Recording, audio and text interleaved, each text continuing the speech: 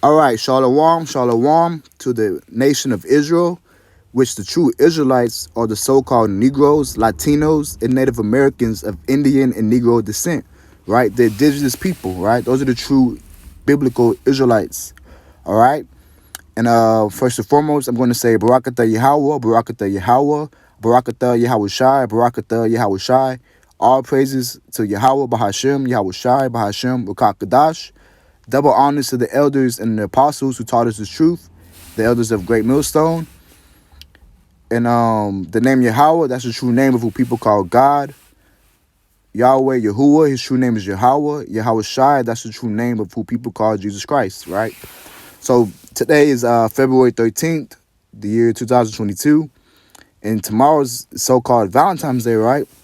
Well, as you can see in the title, really it's the Feast of Lupercalia, which goes back to ancient Rome, right? So let's see what it says. I'll read this part. It says, surprisingly, though there isn't even where the story begins, if you go back even further in history, you find that the roots of Valentine's Day might be even more shocking than the execution of saints, right? And the real saints are the Israelites when you read the Bible. So it says it started with the pagan festival. You see that? And what people are going to find out, these stupid Americans, is that all the holidays in America go back, that has pagan origins, bro. It's satanic holidays, right? And we're living in an age where you can literally look up this information, but our people, they don't do that. They just care about TikTok, Snapchat, and other stupid stuff, right? So it says, in ancient Rome, Lupercalia was celebrated on February 15th every year. It was a wild pagan celebration of sex, violence, and fertility. Scholars don't agree on whether Lupercalia directly morphed into Valentine's Day, but it's a popular theory. Well, that's going off. It actually does go back to Lupercalia because it's the same customs, right? And it says because it was celebrated on February 15th, and so many modern holidays are rooted in pagan traditions. You see that? Many modern holidays are rooted in pagan traditions. It's easy to see why some believe there's a connection. All right, and it says I'm gonna skip to right here. It says the word Lupercalia was likely derived from lupus, the Latin word of wolf. The name of the festival was probably referencing Romulus and Remus, the founders of ancient Rome, who according to legend were raised by a female wolf. Lupercalia is also connected with Lupercus, a Roman fertility god. You see that? And that makes sense. That's why it says sex, violence, and fertility. It says how to celebrate Lupercalia. You see, look at this image, right? They were doing blood sacrifices and whipping people. All right. It says the festival began at Lupercal cave, which was believed to have been the home of the wolf that raised Romulus and Remus. The Luperci, the priests of Lupercus, got naked and slaughtered male goats and a dog in the cave. They ritualistically smeared themselves with blood in the process, right? So this is what these heathens do. You know, if you're an Israelite, you should not be even connected with this holiday. No one in the Bible just tell you to celebrate Valentine's Day.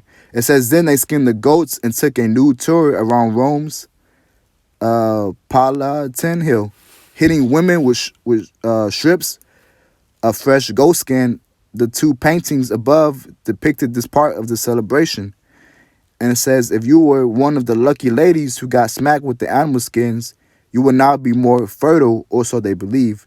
This ritual might have been connected in some way to the sexual goat god Pan, right? And Pan, that's how we know the Romans and the Greeks are the same people, because Pan, that's a Greek, that's in Greek mythology, who according to Ovid was also celebrated during Lupercalia. All right, and it says some historians even think Lupercalia had a matchmaking element for which men would draw the names of women out of a jar in a sort of sex lottery. Sometimes the couple would only stay together for the festival, but occasionally the match would lead to marriage. And of course, his few pagan celebrations were complete without a feast. The feast of Lupercal followed the ritual sacrifice, right?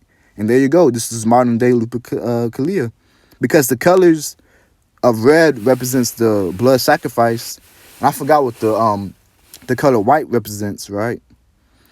So it says, these days you'll be pressed to convince anyone to join a Lupercalia festival complete with animal sacrifices and random sex.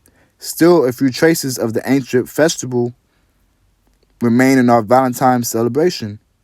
You see that? So it was about to tell you. For example, the signature red and white colors of Valentine's Day might symbolize the blood of the sacrifice, and the milk the priests used to ritualistically clean it up.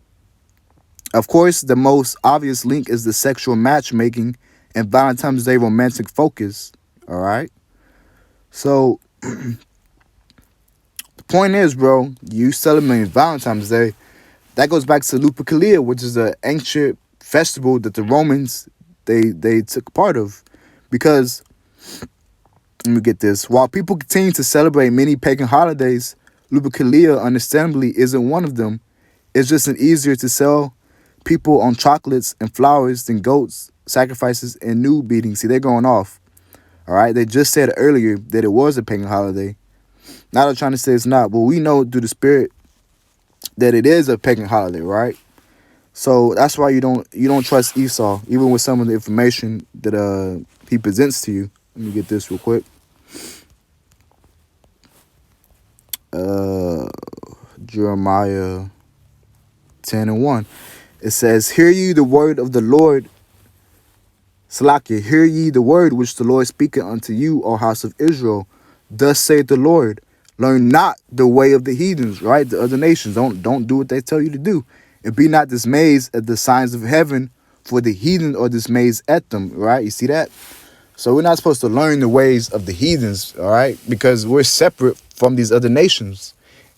And like I said earlier in the video, what these silly Americans are about to realize, I don't know if they have or not, but all the holidays you celebrate in America, they go back to either Babylon, the Romans, or Egypt, right? God's enemies, bro. So you're not supposed to be celebrating these pagan holidays, all right? And really, you're a simp. I'm talking about the Israelite man. You're a simp if you do this, because how the hell Esau is going to tell you, oh, this is the day you're supposed to love your girl. Nigga, you're supposed to love your girl 24/7. All right? And I don't need no white man to tell me I'm supposed to buy my girl flowers and chocolates and all this other stuff, bro. That's just going off, all right? And with that, I hope the video was edifying. Shalom.